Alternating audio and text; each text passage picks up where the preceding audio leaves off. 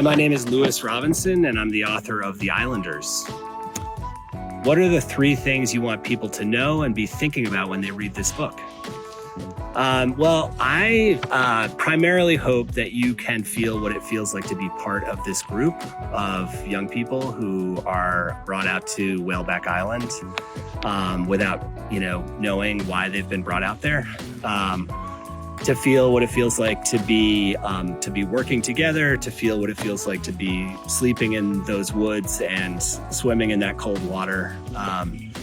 And also to feel what it feels like to be Walt McNamara, to be kind of in his mind and witnessing the way he thinks.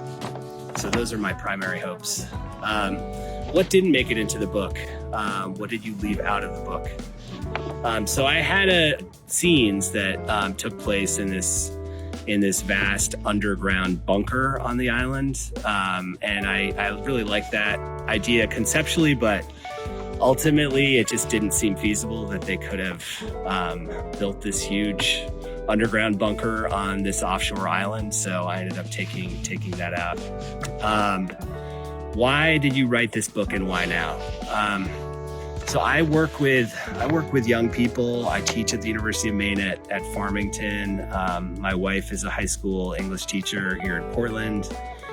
I have two teenage kids. And when I was starting the book, I was thinking so much about just how different it is to be, a person becoming an adult in this world today than it was for me at that same age. I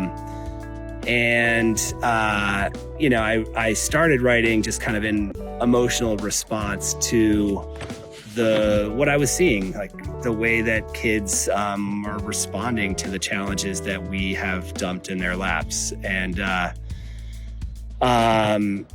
just a kind of a emotional tribute to the resilience that I was witnessing and just the way that kids today are able to kind of see beyond themselves and to think about other people. If folks have read and loved your book, what other books should they be reading? What else should people read, watch, listen to? I love the Tennessee writer Kevin Wilson. He's the author of Nothing to See Here and Now Is Not the Time to Panic, among other novels and short story collections.